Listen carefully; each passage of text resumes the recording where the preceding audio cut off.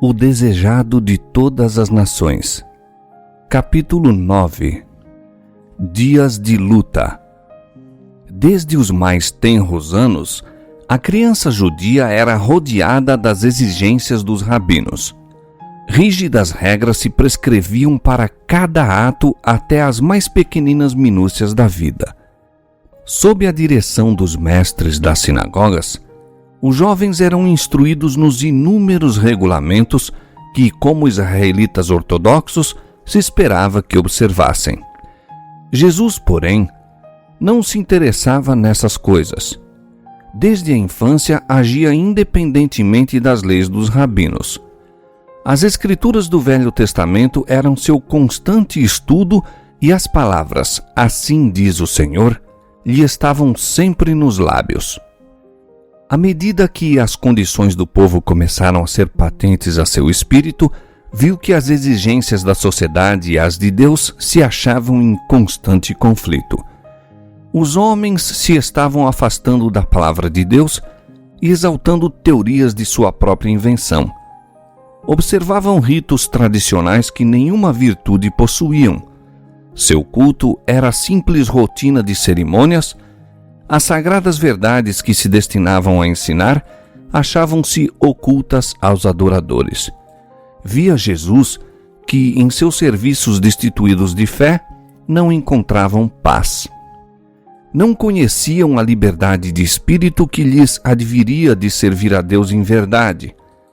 Jesus viera para ensinar a significação do culto de Deus e não podia sancionar a mistura de exigências humanas com os divinos preceitos.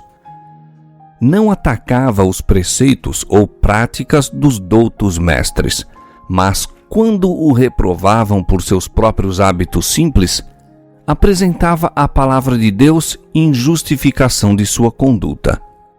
Por todos os meios brandos e submissos, procurava Jesus agradar àqueles com quem estava em contato.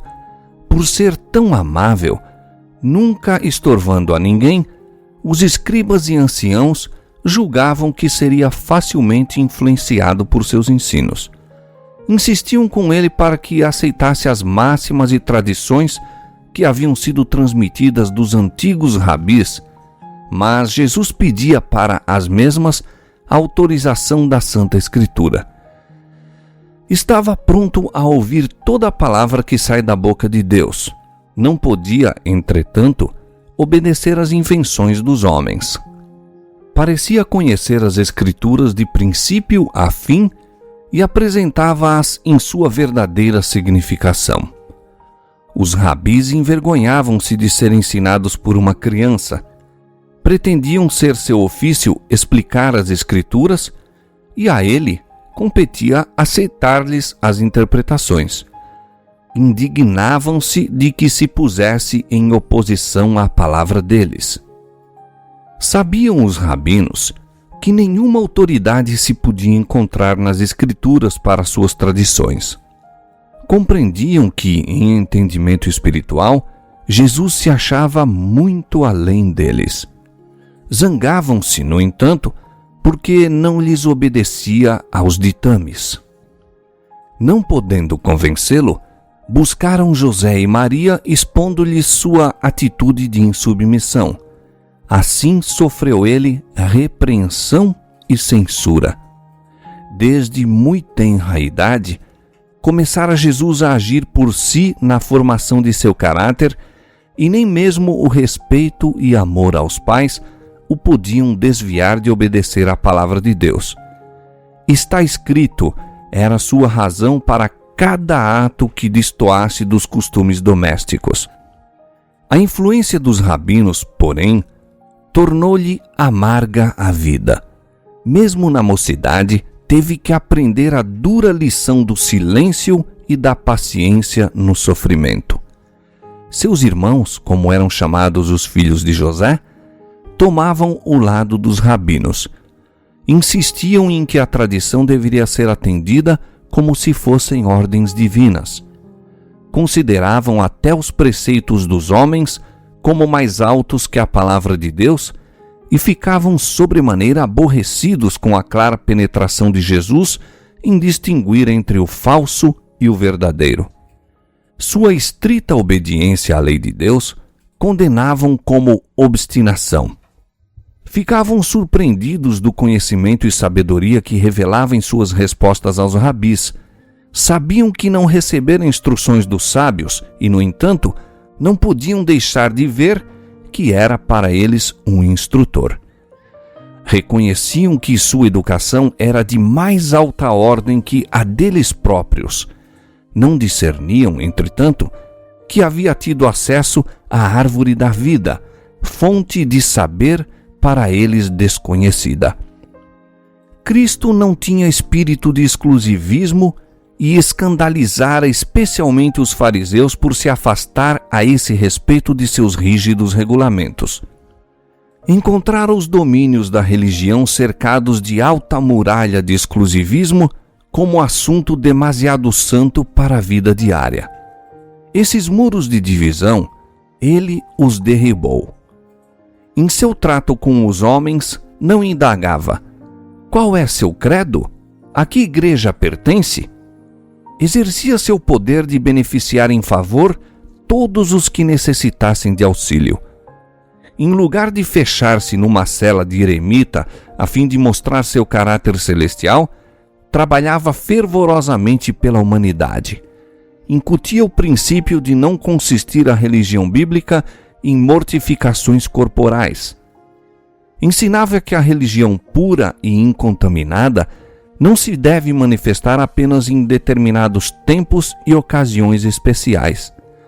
Em todos os tempos e lugares, demonstrava amorável interesse pelos homens, irradiando em torno a luz de uma animosa piedade. Tudo isso era uma censura aos fariseus. Mostrava que a religião não consiste em egoísmo e que sua mórbida dedicação ao interesse pessoal estava longe de ser verdadeira piedade. Isso despertara a inimizade deles para com Jesus, de modo a buscarem forçá-lo e conformar-se com seus regulamentos.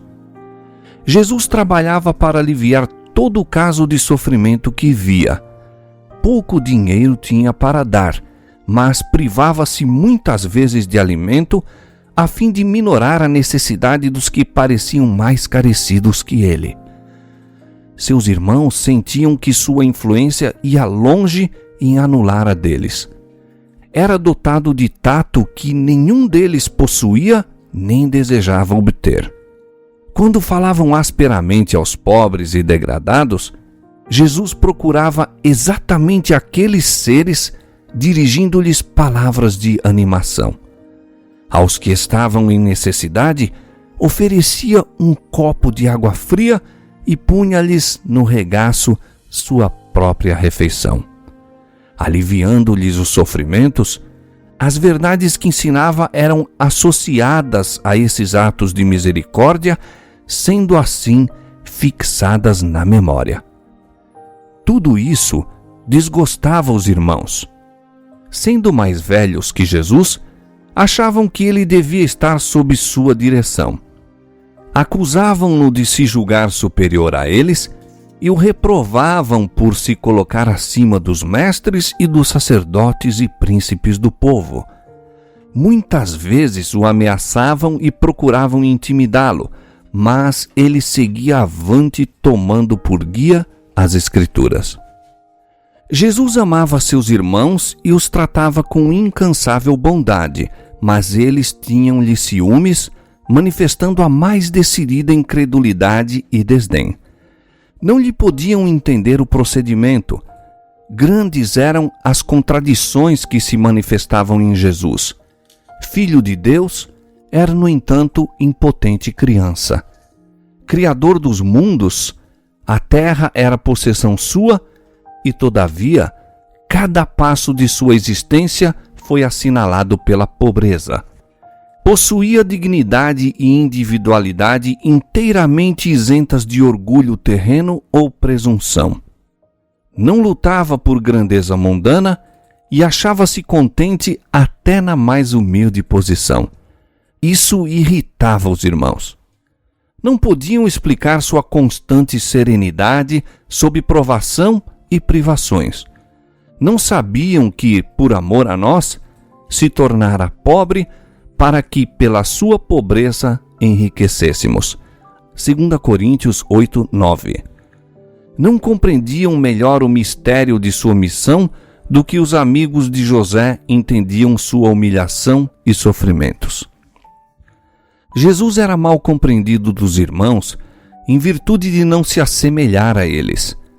Sua norma não era a deles.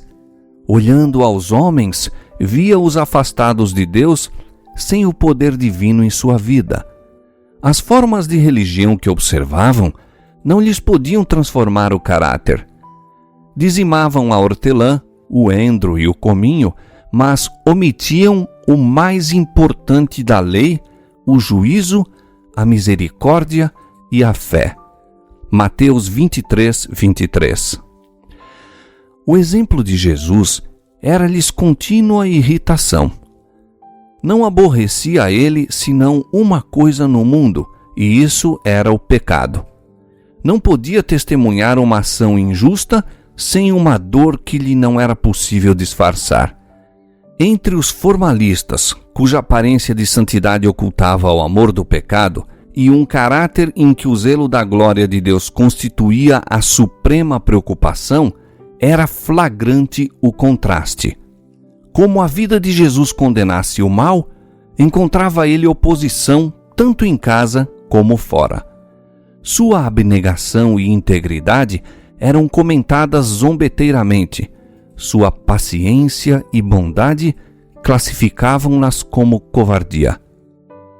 Da amargura que cabe em sorte à humanidade, não houve quinhão que Jesus não provasse. Não faltou quem procurasse lançar sobre ele desprezo por causa de seu nascimento, e mesmo na infância teve de enfrentar olhares desdenhosos e ruins murmurações. Houvesse respondido com uma palavra ou olhar impaciente, houvesse cedido aos irmãos em um único ato errado que fosse, e teria fracassado em ser exemplo perfeito. Tivesse admitido haver uma desculpa para o pecado, e Satanás triunfaria, ficando o mundo perdido. Foi por isso que o tentador trabalhou para tornar-lhe a vida o mais probante possível, a fim de que fosse levado a pecar. Para cada tentação, porém, tinha uma única resposta: está escrito. Raramente censurava qualquer mau procedimento dos irmãos, mas tinha uma palavra de Deus para lhes dirigir. Era frequentemente acusado de covardia por negar-se a unir-se-lhes em algum ato proibido. Sua resposta, no entanto, era: está escrito, o temor do Senhor é a sabedoria, e o apartar-se do mal é a inteligência. Jó 28, 28. Alguns haviam que o buscavam, sentindo-se em paz em sua presença. Muitos, no entanto, o evitavam, pois se sentiam reprovados por sua vida imaculada. Os jovens companheiros insistiam em que fizesse como eles. Jesus era inteligente e animoso. Gostavam de sua companhia e aceitavam-lhe as prontas sugestões. Mas impacientavam-se com seus escrúpulos e declaravam-no estrito e rígido. Jesus respondia: está escrito, como purificará o mancebo o seu caminho? Observando-o conforme a tua palavra. Escondi a tua palavra no meu coração, para eu não pecar contra ti. Salmo 119, verso 11. Perguntavam-lhe muitas vezes: por que te aplicas a ser tão singular, tão diferente de todos nós? Está escrito, dizia ele, bem-aventurados os que trilham caminhos retos e andam na lei do Senhor. Bem-aventurados os que guardam os seus testemunhos e o buscam de todo o coração, e não praticam iniquidade, mas andam em seus caminhos. Quando interrogado acerca do motivo por que não tomava parte nos frívolos passatempos dos jovens de Nazaré, dizia: está escrito: folgo mais com o caminho dos teus testemunhos do que com todas as riquezas.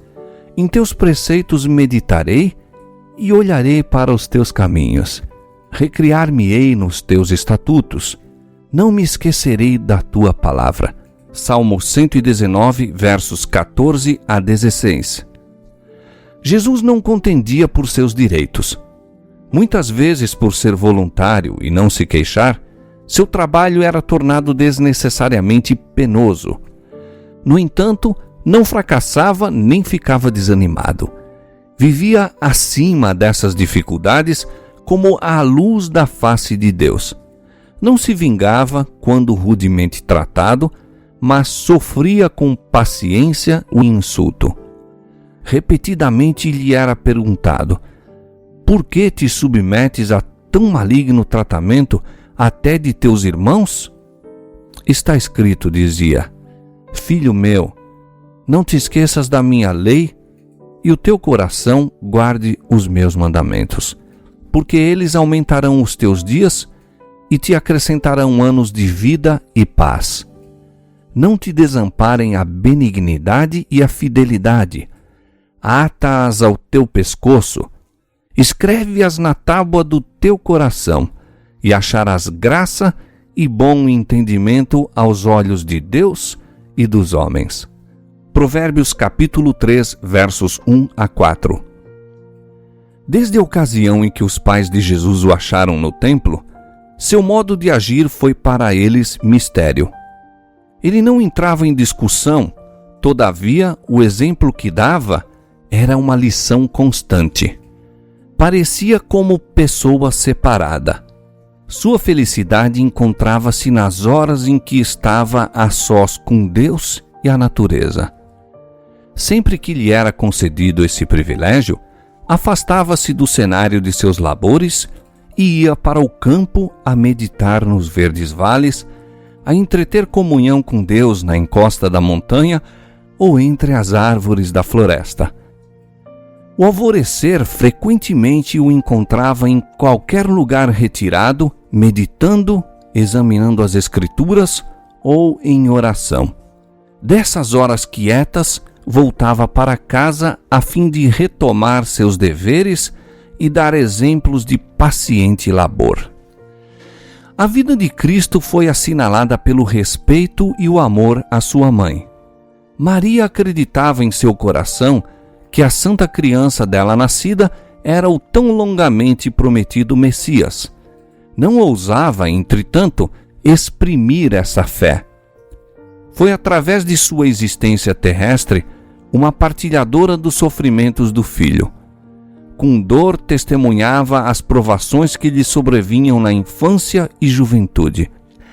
Por justificar o que sabia ser direito em seu procedimento, via-se ela própria em posições probantes.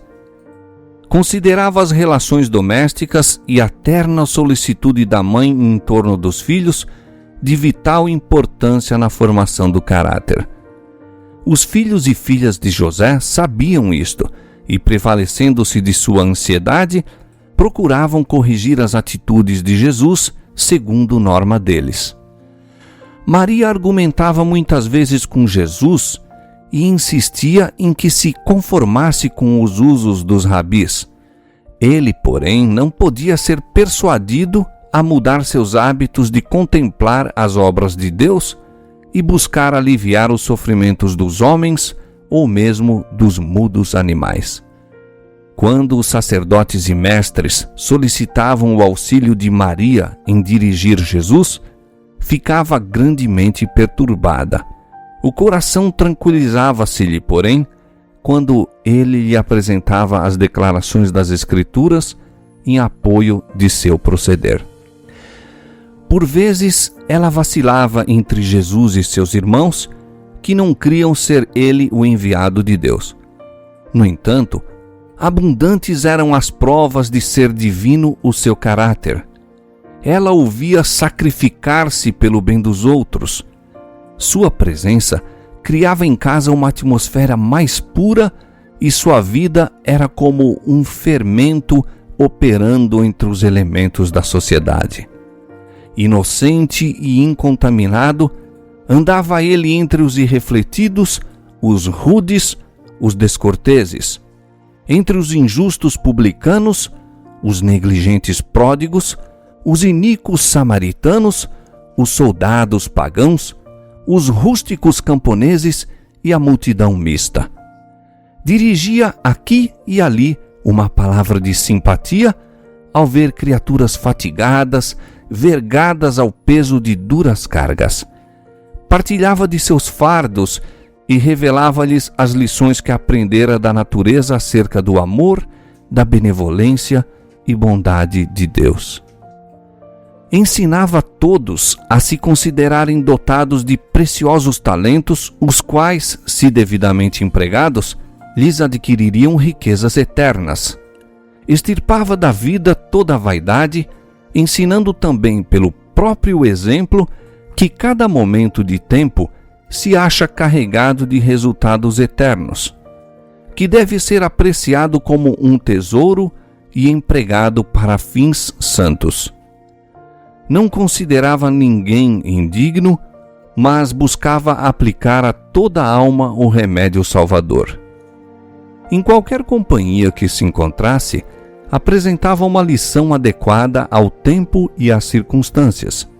Buscava inspirar a esperança nos mais ásperos e menos prometedores, dando-lhes a certeza de que se podiam tornar irrepreensíveis e inocentes, adquirindo caráter que demonstraria serem eles filhos de Deus.